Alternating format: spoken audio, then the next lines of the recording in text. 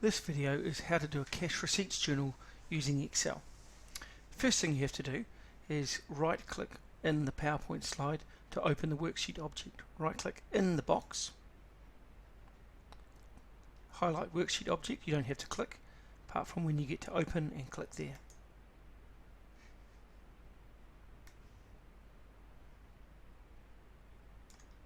So this is the PowerPoint, the Excel document.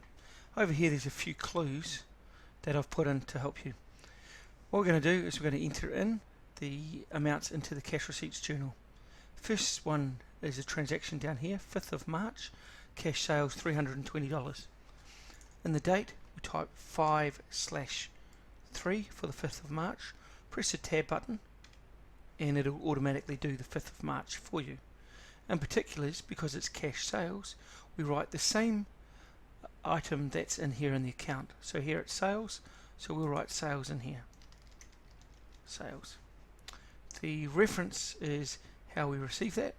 This one's a cash register, so we'll type CRT. And the amount coming in to the till, which is the unbanked column, is $320. Only one for the amount on the date, so I'll put 320 there. Note that there's no decimal points or anything there. We want some decimal points, so what we'll do is we'll highlight, left click on F3, highlight all the way down to J14, and then go up and click on your comma button up here. Now everything will be 2 decimal points and the comma. On the 6th of March, 6/3, again it's sales, and the cash register tape for 190, and also on that day we have fees going through the till, so it's cash register tape again, and it is 85. Notice how I did both of those before I did the bank, because both happened on the same day, the 6th of March. In the bank column, at the end of the day, we'll take all the money out of the till, we'll take it over to the bank, and then we'll bank it. So on our bank statement, I expect to see equals the 190 plus the 85. You click on the E4 and E5 and enter. On my bank statement, I'm expecting to see $275. On the 7th of March, 7/3, we have sales.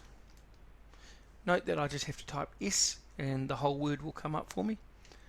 I just type C, the whole abbreviation comes up for me.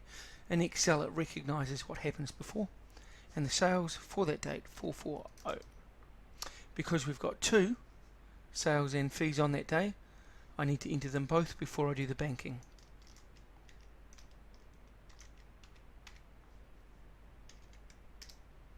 Alright, so I entered both, and again a formula equals 440 plus 99, the banking for the day. 8th of March, 8/3, just sales on this day. Just type your S, just type your C, and go over here and we've put 886, because there's only one on the day. That total amount will go in the bank on that day. We'll take it out of the till and to the bank. 9th of March. Notice how when I pressed enter it went straight back over here to the date. That's because as I go across I type 9/3 then tab rather than using the arrow keys. Sales, cash register tape, 940, enter. Notice it takes you back. Tab, fees, cash register tape, tab, 150, and the formula for how much I bank on that day. 10th of March, almost finished. 10/3 tab. And we've got sales, cash register tape, 820. We're going to say that owner's investment actually come through a transfer. Normally the owner might put $1,000 in the till, so we'll make one bank. Oh, I should equals that. And the other one, owner investment, which will be called capital, and we'll call that perhaps a transfer, maybe transferring from one of the owner's accounts into another. Now this won't go into the unbanked because the owner won't put that money in the till. It'll go straight into the bank account. The amount $1,000. Brilliant, almost done. So in the GST column, that's next, give you a bit of a clue of what to type, equals E3, the unbanked amount, times 3 divided by 23. So we type that in, equals, click on E3, times 3 divided by 23, enter. So that'll give us a GST for this figure here.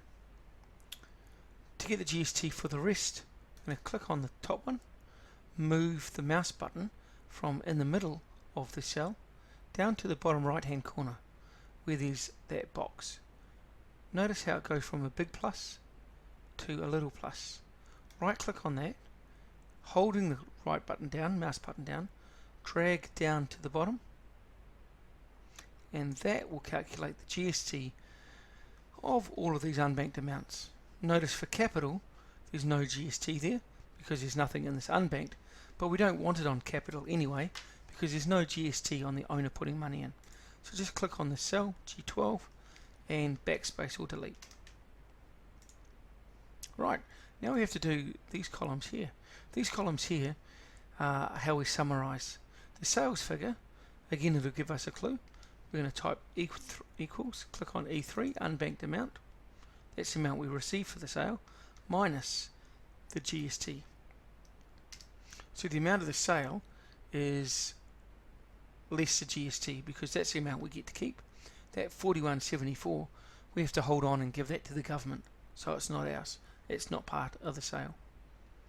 What I'm going to do now is a bit cheeky. I'm going to grab this sales figure, and as I fill down from the GST, I'm going to fill down from the sales. I know not all of them are sales, but we'll show you how to fix that up in a minute. So I've calculated the GST exclusive figure, all here. First one sales, sorted. Second one sales. Third one is fees. Because fees shouldn't go in the sales, it should go in the fees column. I'm going to move my mouse and go till it goes to this one with 4 arrows. Click and just drag it across. Any other fees, I'll do the same. Fees, same. And the capital amount, I'll just do an equals on that. Good, so now everything's allocated. 1, 2, 3, 4, 5, 6, 7, 8, 9, 10, all done. This last one, the bottom line, that's where we put our totals. So in this one here, I want the total of everything in the bank. So you need to click on your auto sum button. It's not on your screen at the moment, but it's one that looks like a sigma and says auto sum up the top. This is what will happen. Highlight all the cells you want added and then press enter. That's the sum of everything that went into the bank in that week ending the 10th of March. Change the mouse down to here so we get that fill across. We'll fill across and it adds up all the other columns. If you note that sales is all these asterisks, it means that the column's not wide enough. To lengthen the size of the column, go between I and J. Notice how it goes to a different mouse button. Double click there and it'll be large enough. And lastly, we do a check. We check that the amount in the bank, it's all been allocated out here. So I've got there, I've clicked on auto sum, you can do the same. And I'm going to highlight the GST through to other. And I need to make sure that those two figures are the same. That means it balances. Well done. That's the end of the first activity for Nezzy's Novelties.